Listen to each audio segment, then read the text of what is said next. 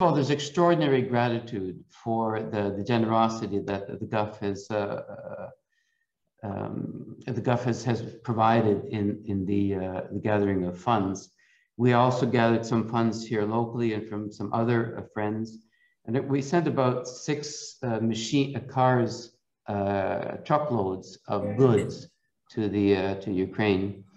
We have very close contact with the head of the Ukrainian Catholic Church. So the gratitude is extreme. You can just imagine these people are life and death situations. And we have the Jesuit Refugee Service there, which is the first refugee service in Ukraine, even at the government level. So it has a large reputation. They've expanded into 3 buildings in major part because of these funds. So they're generally housing families, not individuals. And families in this case usually means a mother and her children, because you've heard in the news that the men stay back and fight the war and they send the women and kids away. So roughly there are about 12 million displaced people, half inside the country and half outside the country. Poland has taken the lion's share, probably 2 million people. There are warm historic relationships with some of these countries. So, and Ukrainians are working people. So I wouldn't say that they're embarrassed to receive care, but they want to pay back. So in Poland, Ukrainians have started cleaning the streets in Poland just to show some kind of, not that they were that dirty, but just to try and pay back the generosity they're receiving. So under our care, under the care of the Jesuit houses, there are about maybe 200 people constantly. The actual persons might rotate. But let me give you one story to appreciate that. We're talking about 12 million stories. So one woman arrives and she's got 4 children. So they're asking, what was the story, where you're from, and what about your kids? And she said, well, of these 4 children, this one is mine. And this one here is my neighbor's child. And they started bombing our town. And the woman rushed out to get food before the town was destroyed. And we waited 2 days and she never came back. So the bombing was increasing, so I had to go. So I took her child, presuming she was dead, and left with the 2 of them. And on the way, there was a kid crying in the street, and I asked what was wrong, and he said, well, my whole family was just killed. So that was the 3rd child that she took. And on her journey, going all the way to these refugee houses, she saw a 4th child on the street, holding his mother's hand, and she was dead. So multiply some variation of that by 12 million, and I get a lot of these stories from emails and people that I know who are working with that. So it's a dramatic situation, and it just reeks of injustice. So I won't go into all of that, but the money is so well used, and I want you to know that. It's about people's lives. I was also then asked to speak a little bit about the church situation in the context of this war. And although the war situation itself has changed substantially in the last couple of weeks, let me give you the larger political picture so that you understand what's at stake for the churches. If Russia were to win the war, which obviously now they won't, but say if they were somehow able to dominate Russia, what would likely happen is that all of the other churches would be officially or unofficially suppressed. For example, when Russia annexed Crimea, all the churches that didn't belong to the Russian Orthodox Church were canceled, were suppressed. So that's the Catholic churches. Any church that had a foreigner, all the Muslim mosques, generally their imams came from Turkey. The Turkish guys were sent home, so they were left without imams for their churches. In the Russian context, you have to re-register. So even if they were going to permit a Catholic church to be there, you would have to re-register the church.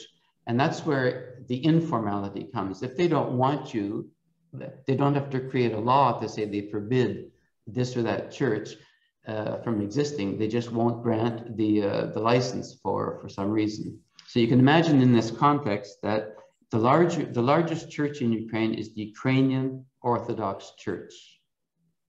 The second largest is the Russian Orthodox Church in Ukraine. then the Catholic Byzantine Church and the Catholic Latin Rite Church.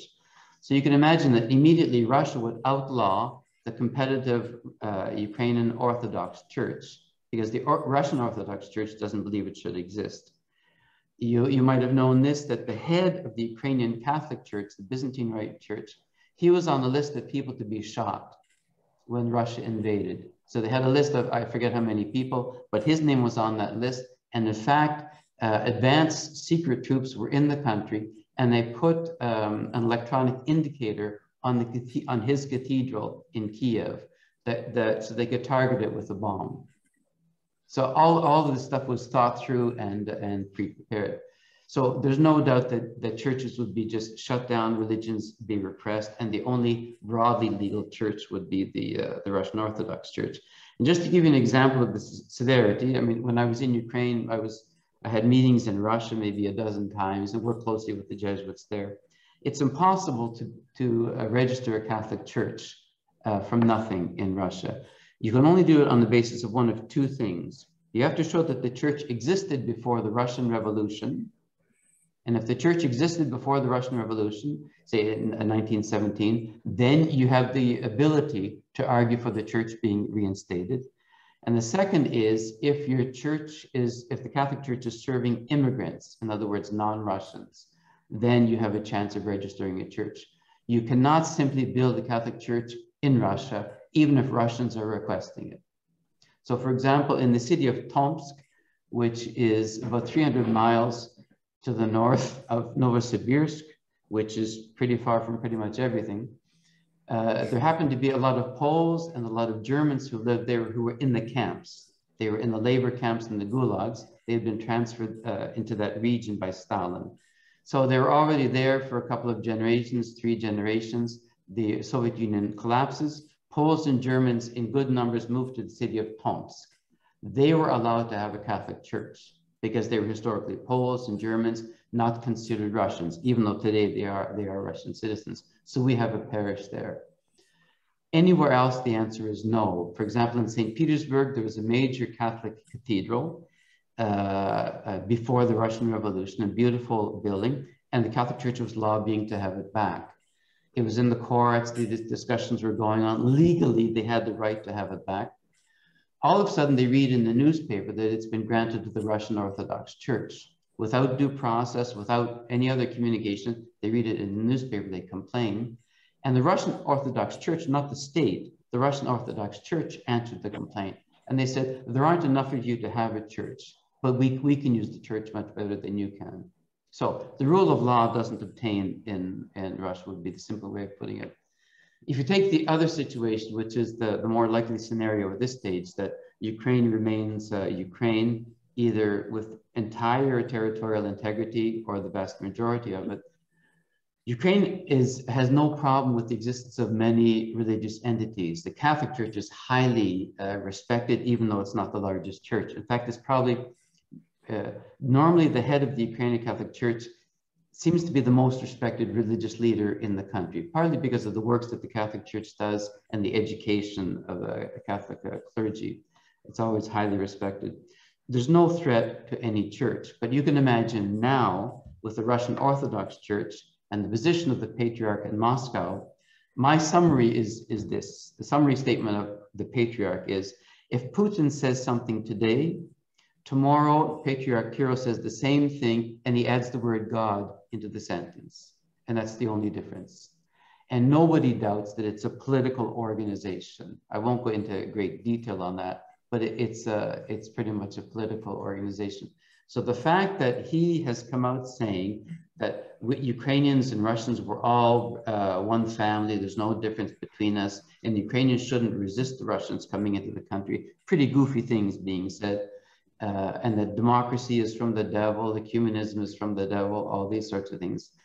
Say in the scenario that Ukraine has its territory back, there's a great conflict now what to do with the Russian Orthodox Church in Ukraine.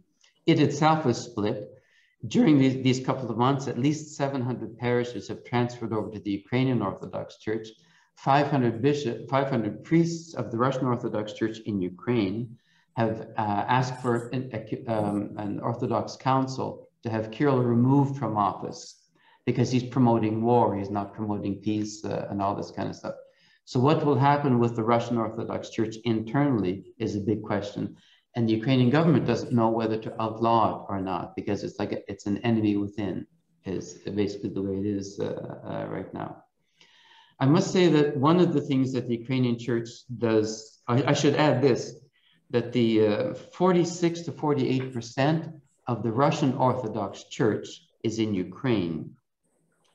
In Ukraine, people go to church. In Russia, people don't go to church.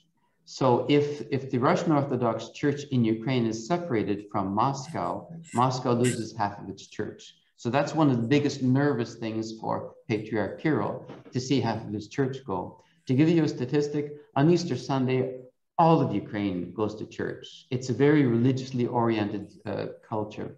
The official statistic in Moscow is among those who say they are Orthodox, so not the general population, among those who say they are Orthodox, on Easter Sunday in Moscow, less than 2% goes to church.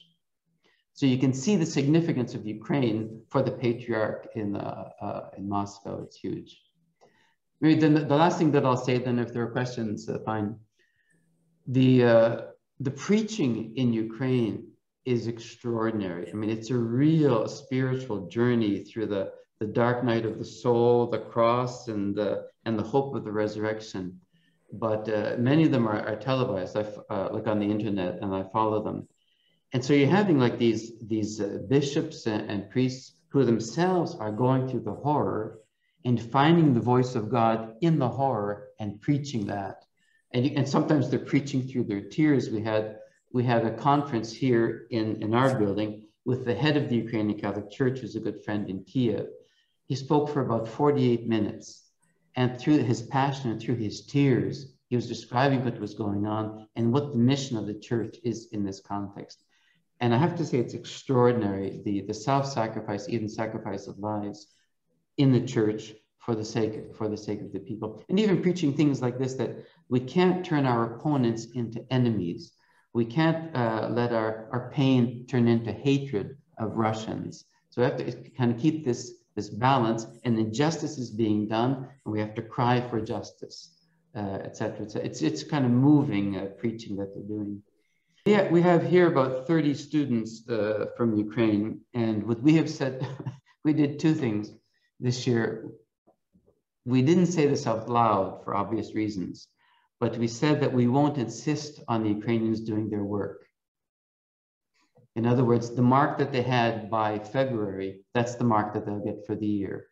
And so we won't say to them, you don't have to do any work, but they feel so passionately, obviously, what's going on in their country, that it's hard for them to concentrate. We've had two kind of prayer sessions and conferences here for them. We've also said to these students and other students and professors that they can stay here for another year without pay, without having to pay tuition or things like that. If they're having trouble going back home, they can stay for free, use the library, use the institution, take courses and all of that.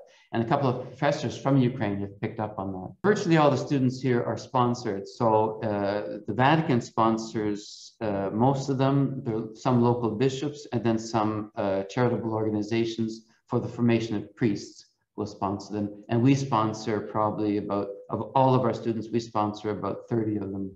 Today we had a phone call that there are 100 Ukrainian youth in a couple of our parishes in the east end of Italy, and they need 2 washing machines. So they phoned us. So we're buying the washing machines today and sending them tomorrow to them. So they've got a bunch of young people housed in a couple of empty buildings in the town. So things like that come up regularly, but I understand. I'll come up with a list for you.